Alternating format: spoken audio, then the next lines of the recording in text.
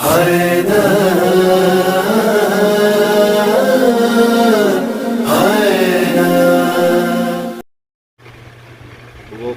أمري إلى الله إن الله بصير بالعباد حسبنا الله ونعم الوكيل نعم المولى ونعم النصير ولا حول ولا قوة إلا بالله العلي العظيم أعوذ بالله السميع العليم من الشيطان اللعين اللعين الرجيم بسم الله الرحمن الرحيم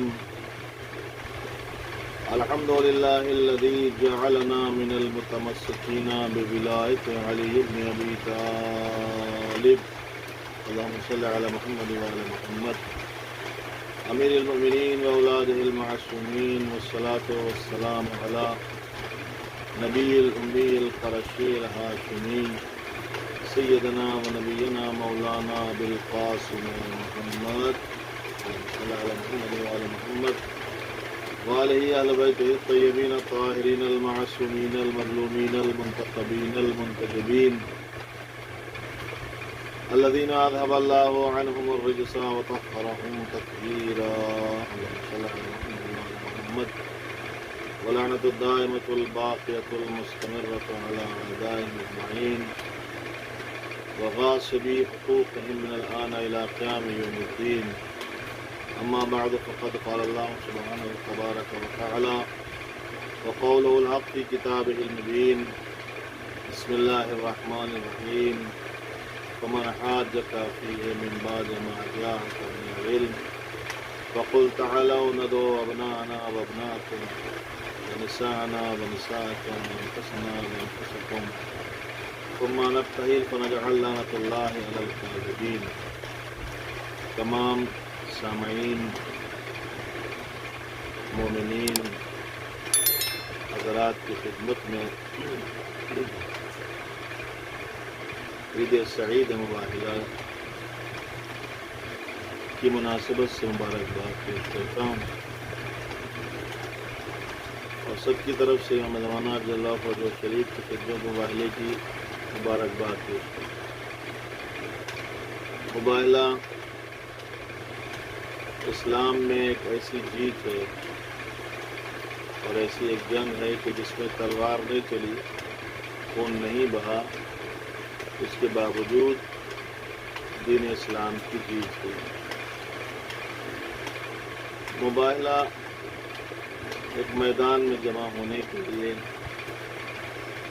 ایک ایسے مرحلے میں کہ جب پیغمبر کی بتائی ہوئی باتوں پر مد مقابل کو یقین نہیں تھا اور نبی نے ایک نہیں مسلسل بہت ساری آیتیں تقریباً 80 آیتیں یا اس سے زیادہ قرآن مجید کی آیتیں اپنے دعوے کی دلیل کے لیے پیش کی، مگر وہ جو نصارے نجران تھے جن کا کہنا یہ تھا کہ حضرت عیسیٰ علیہ السلام اللہ کے بیٹے ہیں کیونکہ وہ بغیر باپ کے پیدا ہوئے، ان کی دلیل یہی تھی.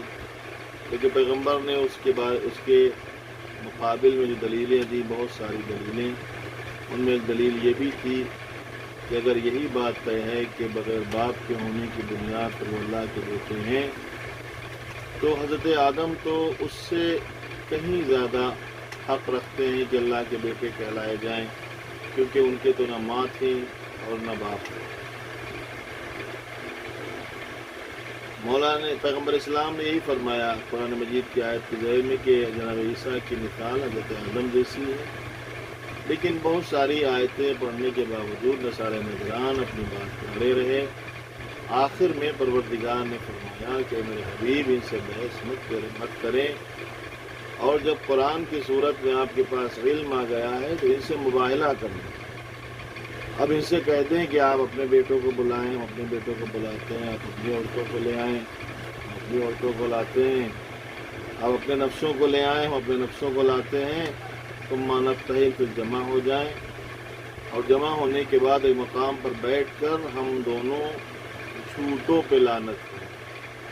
ان میں سے جھوٹا ہے اس پہ لعنت کریں. اچھا یہ بھی ہے کہ نجعل لعنت اللہ علی الکاذبین، ہم لعنت کریں. ایسا نہیں ہے کہ ہم دعا مانگیں اور اللہ لعنت کرے، نہیں، ہم لعنت کریں ڈائریکٹ. تو تو یہ جملہ اسی وقت کہا جا سکتا ہے کہ جب انسان کو 100% اپنے دعوے پہ یقین ہو. تو نبی نے فرمایا بلال بیٹھ جائیں، مباہلہ کر لیں ایک دوسرے کے ساتھ، اور پھر اس کے بعد پھر وہ جب آیت نازل ہوئی اور یہ بات طے ہو گئی، وہ بھی تیار ہو گئے کہ ہم تیار ہیں. تو اب پوری دنیا یہ دیکھ رہی، تمام عالم اسلام یہ دیکھ رہا ہے کہ نبی نے کہہ تو دیا کہ بیٹے چل دیا، کہہ تو دیا عورتوں کو لے جائیں گے. اور اس میں جتنے بھی صیغے استعمال ہوئے ہیں جمع کے، بیٹوں کے لیے بھی، عورتوں کے لیے بھی اور مردوں کے لیے بھی. اب سب کے دل میں ایک لڈو پھوٹ رہے ہیں کہ کل صبح ہوگی، نبی کا کوئی بیٹا تو ہے نہیں، کوئی صحابی سوچ رہا میرا بیٹا لے جائے گا. اور عجب نہیں کہ لوگ بیٹوں کو تیار کر رہے ہوں، کسی کے بال تراشے جا رہے ہوں، کسی کے کپڑے دھوئے جا رہے ہوں. اسی طرح سے عورتوں کے بارے میں بھی کہ پیغمبر اسلام نے عورتوں کو لانے کی بات کی ہے تو ازواج میں بڑا ہنگامہ ہوگا، سب سج اور سنور رہے ہوں گے کہ ہم جائیں گے، وہ سوچ رہے ہیں کہ ہم جائیں گے. مردوں میں اصحاب میں بڑی جو ہے کھلبلی ہوگی کہ ہو سکتا ہے کہ کس کو لے جائیں، کیونکہ اس میں جمع کا صیغہ ہے، ایک کے علاوہ بہت سارے لوگ جا سکتے ہیں. تو یہ ایک رات بھر ایک ہنگامہ ہے، رات بھر ایک مشکل ہے. اور جو نبی کہہ کے آئے ہیں کہ پروردگار عالم کی طرف سے کہ اپنے بیٹوں کو لاؤ، وہ بھی جانتے ہیں، اللہ بھی جانتا ہے کہ ان کے بیٹے نہیں ہیں. تو پیغمبر سے کہا بیٹے لے جانا ہے، تو اب نبی کہاں جائیں بیٹا لینے؟ آپ غور سے دیکھیں پیغمبر کی سیرت کو، وہ نبی جائیں تو کہاں جائیں، بیٹا کہاں ملے گا؟ اب دیکھیں پیغمبر وہاں سے آیت سنانے کے بعد کہاں آتے ہیں بیٹے لینے. ہم نے تو یہی دیکھا ہے کہ پیغمبر در زہرا پہ آتے ہیں، در علی پہ آتے ہیں اور کہتے ہیں کل بیٹوں کو لے کے جانا ہے، یا زہرا یا علی مجھے بیٹے چاہیے. اور میں یہی تو کہتا ہوں جب نبی جیسا رسول در علی پہ آ کے بیٹے مانگ سکتا ہے اور بدعت و حرام و شرک نہیں ہے، تو پھر ہم جیسا گنہگار اگر علی اور فاطمہ زہرا کے وسیلے سے بیٹے مانگے تو پھر شرک کیسے ہو سکتا ہے؟ پیغمبر اسلام صبح کو جب چلے ہیں، بس مختصر، پیغمبر اسلام جب صبح کو چلے ہیں تو وہ امیدیں جو رات بھر بندھی رہیں، کسی کو نیند نہیں آئی، کوئی بے چین تھا، کوئی رات بھر میٹنگ کر رہا تھا کہ ایسے جائیں گے تو یہ کہیں گے، ایسے جائیں گے تو یہ کہیں گے. صبح کو جب پیغمبر چلے ہیں تو اسی شان سے چلے ہیں جس شان سے قرآن کی آیت نازل ہوئی. سب کی امیدوں پہ پانی پھر گیا. اور مسئلہ یہ ہے کہ اگر وہاں تلوار کی بات ہوتی، لڑائی کی بات ہوتی، جنگ کی بات ہوتی تو کسی کو بھی لے جا سکتے تھے، لیکن قرآن نے کہا جھوٹوں پہ لعنت کرے. اب وہی جائے گا جو 100% قرآن کی نظر میں سچا ہے. سچے کا تو کردار بتا دیتا ہے سچا، کہہ دینے سے سچا کوئی سچا نہیں ہے. جو قرآن کی نظر میں صدیقین ہیں وہ جائیں گے، انہی کے ساتھ رہنے کا قرآن نے حکم بھی دیا، کونوا مع الصادقین. تو اب یہ جائیں گے، اور جب یہ جائیں گے تو سب کی امیدوں میں پانی پڑ گیا. جب یہ چلے ہیں روایت کے جس شان سے قافلہ چلا ہے وہی شان ہے جو قرآن کی شان ہے. قرآن میں ابنانا کا ذکر پہلے ہے، حسنین پیغمبر کے ساتھ ہے، گود میں حسین ہے، انگلی پکڑے ہوئے حسن مجتبیٰ ہیں. قرآن میں نسانا کا ذکر اس کے بعد ہے، جناب زہرا ان کے پیچھے ہیں. قرآن میں انفسنا کا ذکر اس کے بعد ہے، سب سے پیچھے لیے مرتضیٰ ہیں. جب یہ قافلہ چلا ہے تو اس شان سے چلا سوئے نجران قافلہ. آگے نبی کے ساتھ ہیں شبیر و مصطفیٰ، اور سب سے پیچھے قلعہ کشا شاہ لافتہ، دو ہستی عظیم کے مابین فاطمہ. اس قافلے کی اور فضیلت نکھر گئی، اوپر سے جھومتی ہوئی آیت اتر گئی.